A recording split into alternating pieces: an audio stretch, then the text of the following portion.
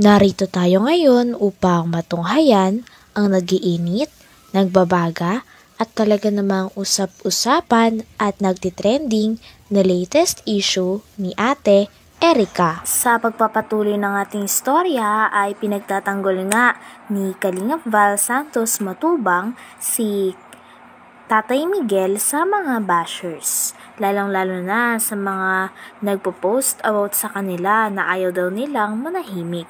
Sinabi nga ni Kalingap Val na bakit daw nila papatahimikin ang mga matatanda at dahil meron naman daw talaga silang freedom para ihayag ang katotohanan.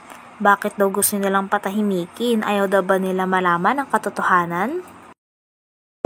Ito po, malinaw ito, yung post po ni Eni Tonyakaw. Lolo Megs, ano kaya yung topic natin dito? Diba yung pera, ikaw ang may hawak?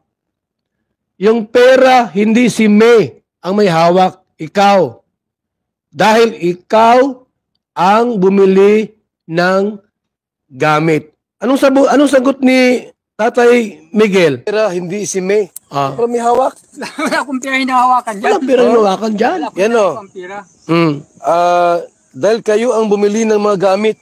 Utos lang ni Silami. Utos. Utos yun yung si Silami. Anong gamit yung binili niyo, Tay? Yung simento, gano'n, yung mga brebe, yung mga ginagamit. Saan ginamit? Sa bahay nila. Okay. Hindi pa mambaga kami pa na gawa ng... Magkano halaga noong binigay sa'yo? Kandang yata yun. Kandaan lang yata yun. 100,000. Binigay. Hindi man... Sa kanya naman ang gagaling at bigyan nga sa akin. Ikaw daw ang may hawak ng pera, hindi si May. Wala sa akin. Wala sa kanya. Siya nagbibigay ng pera pang bili ng mga gamit. Kaya ako tayo nandito para malinaw ko naman kasi baka mamayas. Mali ang salita ko, yung pala ikaw pala may kasalanan. Wala po. Ako po siya talaga wala. Sa kanyang pera. I have some evidence of what happened from the start. Isa lang to sa ebidensya namin. And more pa in the court. Hindi naman na ka rin. Hindi kami natatakot. Hindi na natakot! We want to fix this. Ayaw niyo manahimik kasi. So, this is not a joke for us. Bakit niyo po pinatatahimik itong si Tatay Miguel at si Tita? Anong dahilan? Ba't niyo po pinatatahimik itong dalawang itong matanda? Bakit? Ayaw yung mabulgar ang katotohanan sa nangyaring ito? Kaya pinatatahimik ninyo? Tuloy natin. Sorry ha, need ko na po kasi magsalita. Sumubra na kayo kay Erica. Alam mo ka, Beget, yan? Nung hindi pa si Mrs. Makikita din natin dito ang side ni Lolo Miguel at ina-explain niya nga kung bakit nasasabihan siya na nasa kanya daw ang pera. I-explain niya nga dito na inuutusan lang daw talaga siya kaya syempre ay nakakahawak siya ng pera. Ngunit ang pera ay nanggagaling talaga kay Sheila May na kapatid ni Ate Erica. Itong dalawang itong matanda, Bakit? Ayaw yung mabulgar ang katotohanan sa nangyaring ito? Kaya pinatatahimik ninyo? Tuloy natin. Sorry ha, need ko na po kasi magsalita. Sumubra na kayo kay Erica. Alam mo ka, Beget, yan? Nung hindi pa si Mrs. na hospital, ako ang inuutosan nila at wala man silang alam. Yun. Sa pagbibili ng mga ng steel bar, siminto, graba, buhangin. Binibigay mo sa akin pera. Ako natin, simple ako nagkuhan sa sa hardware. Yun. Hindi simple, ako talagang nagbabayad sa hardware. Perma ako doon. Pero sa kanilang gagaling ang pera. Ganun. May prueba naman din po kami kung nga kanina ang pera. Kahit tiyahin ko kapag salita. So, sumubra na kayo kay Erica. Sabihin ko sa iyo, hindi kayo obligasyon ni Erica. No, hindi. Ang dami po pang anak sila. Ang dami pong mga anak. Ang dami. Dapat may obligasyon sa inyo. At wala kayong pakialam doon sa pera ni Jun A. Wala. Sa pera namin dahil hindi po sa inyo yun. Naman. Walang karapatan sa pera niya. Wala ko karapatan dahil nagpapatulong sila sa akin. Ang sabi, tulungan, at wala silang alam, magbili ng magpagawa ng bahay. Ako nagkuha ng bahay na yun. At yung bahay pong yun ay sa barangay. Sa barangay. Loting yun. Ako ang nagbili yun.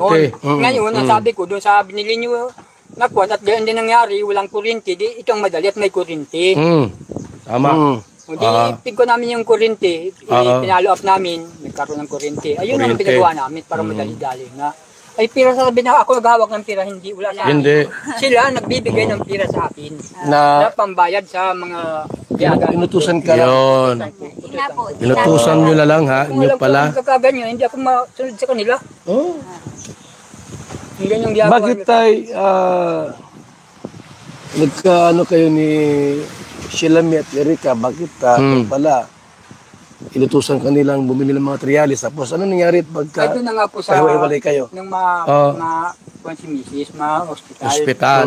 Di ganun na nga po, di pag uwi namin wala na sila, hindi nagpapaalam, walang respeto sa Pinag-usapan nga dito nila Lolo Miguel kung sino si Emma Torres na nahihimasok at nagpo-post tungkol din kay Lolo Miguel. Sinabi naman nila Lolo Miguel na maging sila din daw ay hindi kilala talaga yan dahil nakilala lang daw yan ni Sheila May na kapatid ni Ate Erika at kausap niya at kasabuatan niya pa sa pagbawi ng pera kay Kalinga Prab. At kinausap nga din nila si Sir Jun A. Yung sinasabi niya, meron din katotohanan. Kaya pumunta ako dito. Hindi po kami natatakot, Kuya Bal. ang Nakakatotohanan lang. totoo niya, inutusan niya ako. Inutusan. At marunong akong magkuhan sa Hardware. Yan Kuya Bal, babae na yan. Ito yun. Opo, yan. Yan. Yan ha? yan, Opo, yan. Yan, Ganda. Kalinga po. Siya no. Butog din ang masyado. Butog ka daw. Sinungaling. Yan po Kuya Bal. Hindi ako may sabi niyan into niya ka, huwag ka magalit sa akin ha. Si Lolo Miguel ang may sabi niyan, hindi ako. Butog ka daw. Ibig sabihin ng butog, sinungaling. Hindi ako may sabi, si Lolo Miguel. Araw po yung kausap ni May, umaga, gabi. Yan mukha na yan. Yan. Gawa ko ng thumbnail. And Tanyakaw Torres Butog. Huwag kang magalit. Hindi ako may sabi niyan, yung tiguang. Itong babaeng ito ay pumasok sa buhay ninyo. Pumasok, alam. Sila May. Halungkat niya Sino ba ito? Si Meteoris po yan. Kilala niyo ba ito? Si Torres daw. Di na Torres yan, Tanyakaw na yan. Hindi ko pa nga nakita. So, Personal. Yan. Ngayon ko lang nakita. Bakit nakialam sa buhay ninyo? Yun lang. Lagi po kausapin. Marites ay. Marites yan. Sira-siraan kayo. Hindi ko po nakikita. Ngayon lang yan. Ayun lang. Tanong bakit pumasok sa buhay nindo? Hindi niya alam. Alam ko. Marites. Pero hindi legit.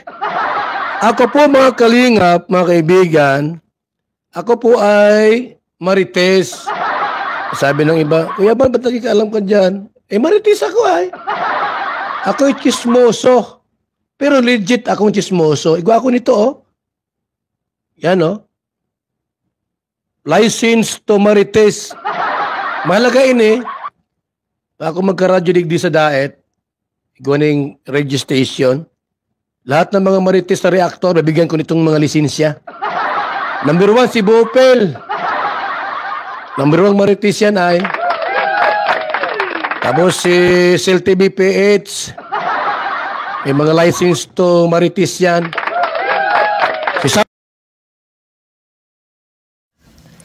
Hanggang dito na lamang muna ang ating nag-iinit, nagbabaga, pinag-uusapan at talaga namang nagtitrending na latest issue ni Ate Erika.